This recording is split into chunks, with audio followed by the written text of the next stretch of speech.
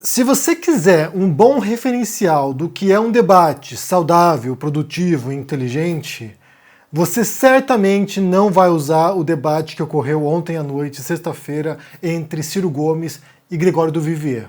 Porque aquilo ali foi, sabe, uma tragédia, aquilo ali foi uma lástima total.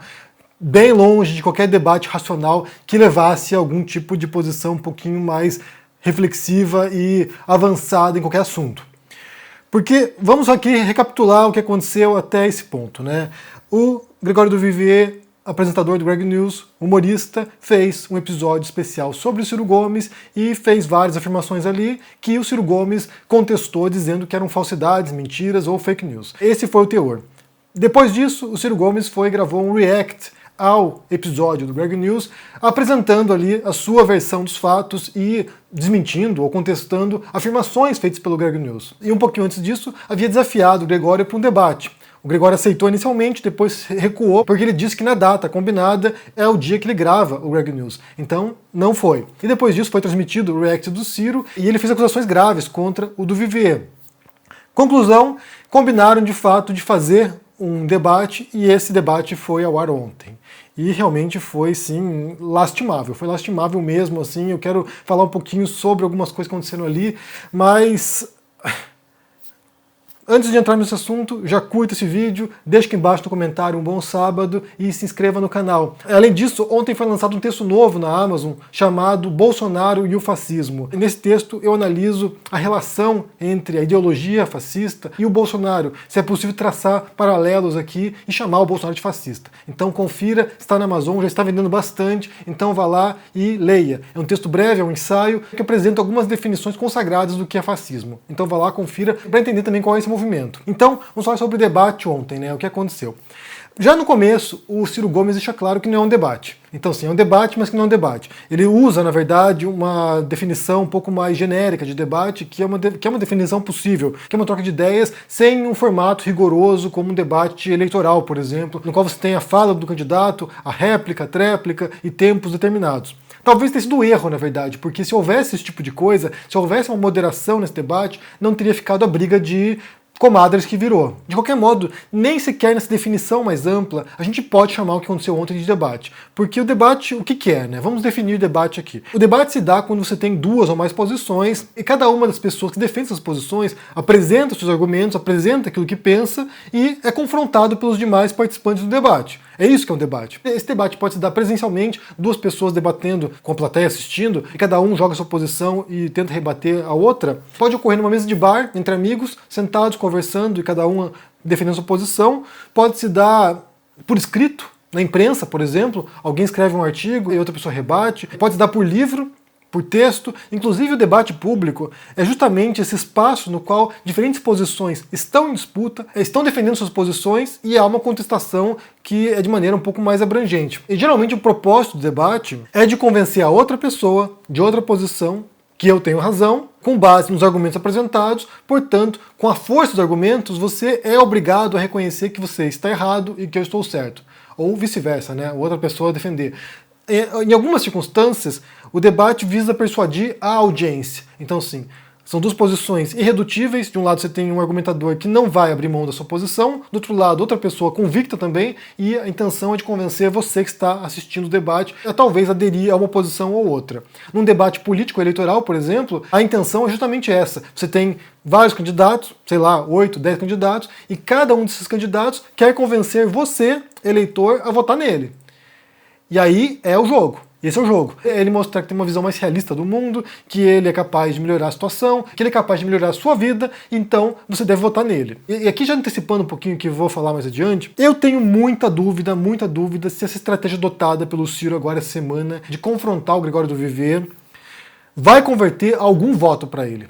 Então já vou deixar a pergunta de cara para você. Por acaso, você é uma pessoa que estava indecisa, e por causa disso, por causa desse debate, né, debate entre Ciro e do Vivier, você resolveu votar no Ciro agora? Você foi convencido a votar no Ciro agora? Ou você, por alguma razão, resolveu não votar no Ciro por causa disso? Deixa no comentário aqui embaixo, porque vai ser importante para eu perceber o termômetro da minha audiência aqui. Como você, que não é cirista e que não é petista ou lulista, como você, ainda indeciso, ver esse tipo de coisa. Se você achou que foi uma boa estratégia do Ciro e você se convenceu, ou se você achou que foi uma má estratégia do Ciro e você se convenceu ao contrário, que você não quer votar nele agora. Põe aqui no comentário e me diga o que você pensa.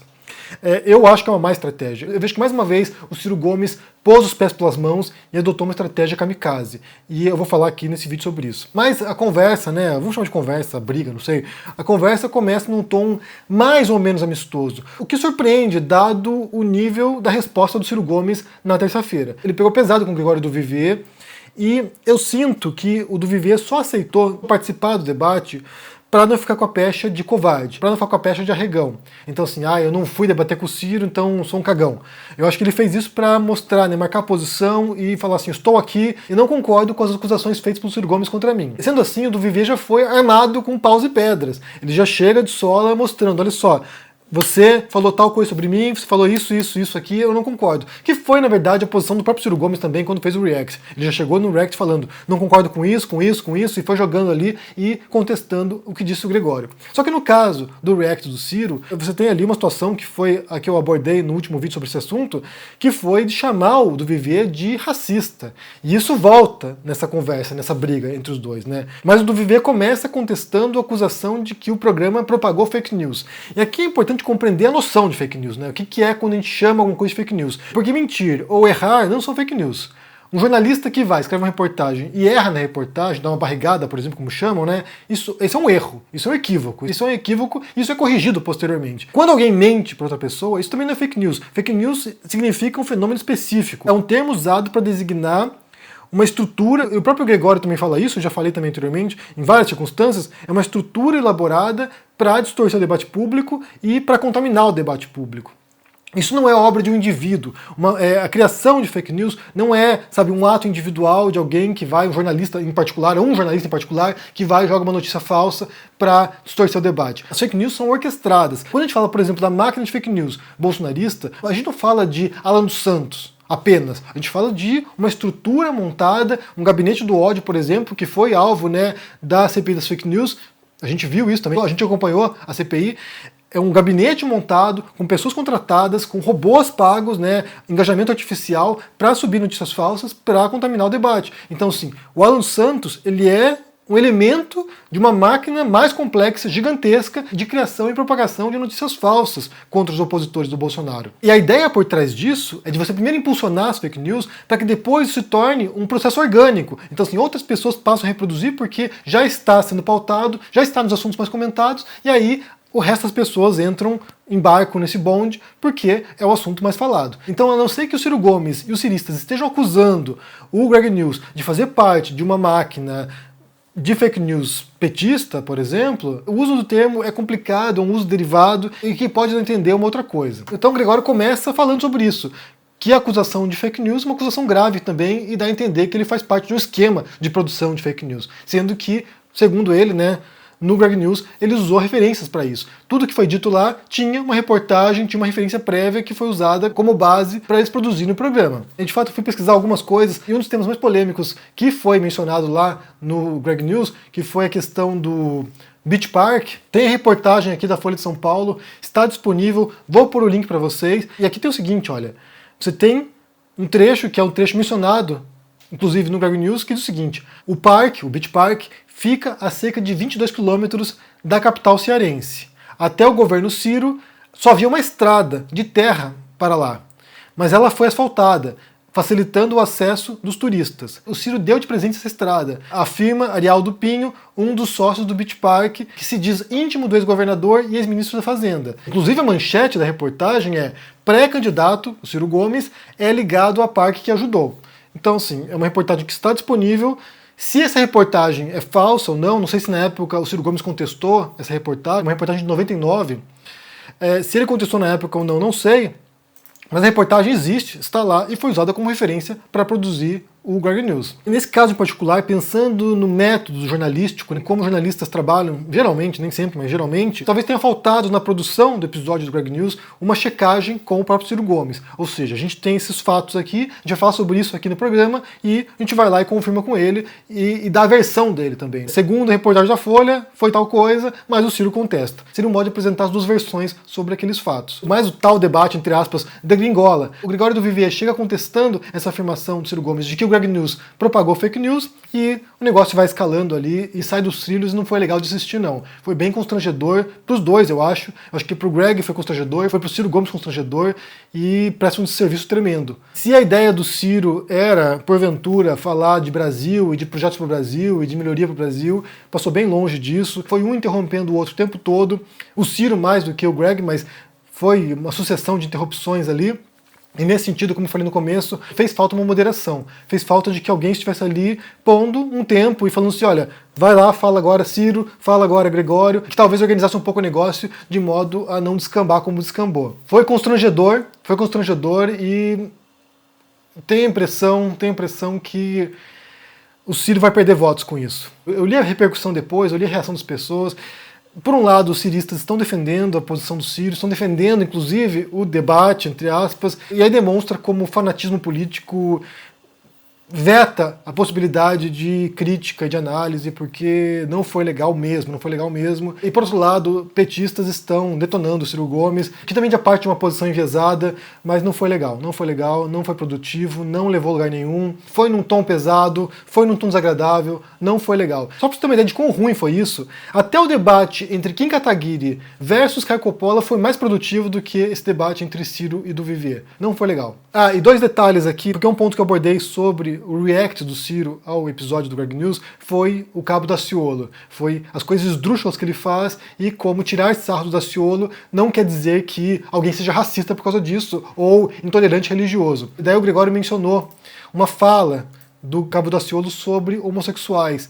E está aqui reportagem, está no portal UOL, e diz o seguinte aqui, olha, Cabo Daciolo, o homossexual está na mesma categoria de problemas que o alcoólatra, que o corrupto, o bandido e tudo isso. Daí o Daciolo afirma que ele respeita todos eles, o gay, o corrupto, o bandido, o alcoólatra e tudo isso. Cada ser humano tem suas guerras internas. A palavra de Deus fala que tudo é permitido, mas nem tudo convém. Quem vai mostrar o que é certo e errado é Deus. E sobre o Aldo Rebelo também, que o Gregório do Vivier menciona, que ele mencionou no episódio, e depois ele reforça isso, falando sobre queimadas na Amazônia, e daí tem uma entrevista dada pelo Aldo Rebelo pro Brasil Paralelo, que foi um programa especial deles sobre Amazônia, desmatamento, no qual o Aldo Rebelo fala que muitas das queimadas na Amazônia são feitas por indígenas. Então aqui vou pôr o link desse trecho do Brasil Paralelo, do qual participou o Aldo Rebelo. Mas, assim, no final das contas, foi lastimável, foi um espetáculo grotesco. Eu quero saber o que vocês pensam sobre isso aí. Vocês acompanharam todos esses eventos, né, a cadeia de eventos que leva até esse debate patético, desastroso para o Ciro Gomes. Eu digo que é desastroso para ele porque ele é alguém que está tentando persuadir as pessoas a votarem nele. Essa que é a questão central aqui. Se o Ciro está fazendo isso agora, essa campanha de confrontar o do Vivier, de enfrentar o Greg News, se está fazendo isso é porque ele quer o seu voto. E aí a questão central é essa. Ele vai ganhar votos com isso? Quantos votos, quantas pessoas vão assistir esse espetáculo grotesco, bizarro, pavoroso, sabe? Uma briga. Quantas pessoas vão assistir isso e vão se convencer de que o Ciro é a pessoa mais preparada para governar o Brasil? É a questão, essa é a questão. É a única questão que importa. É se essa estratégia do Ciro Gomes tem funcionado. Eu tenho a impressão que na próxima pesquisa eleitoral que surgir, a gente vai ver perda de intenção de voto para o Ciro Gomes. Resta aguardar. Porque nem toda publicidade é positiva. Ainda mais para quem quer vencer uma eleição. Me diga o que vocês pensam aí no comentário sobre isso. Deixa aqui seu joinha, se inscreva no canal, se torne um membro ou um apoiador para dar uma força, confira na Amazon um texto novo, Bolsonaro e o fascismo, e se cuide por aí. Um abração e até mais. Tchau. Fala, turma do Henri Bugalho, da comunidade tão querida do Henri Bugalho. Eu sou o Eduardo Moreira e tenho um convite muito especial para fazer para vocês. Michael Sandel, professor de Harvard, autor dos livros Justiça, A Tirania do Mérito e vários outros sucessos editoriais que ocupam sempre o topo das listas de mais vendidos, vai estar com o ICL para uma aula exclusiva e inédita no dia 29 de maio, um domingo às 8 horas da noite. Você não pode perder essa aula que não tem replay e é gratuita. É só você se inscrever no link aqui em cima ou aqui embaixo. Se inscreve agora, chama seus amigos e amigas também. Só o ICL podia oferecer isso.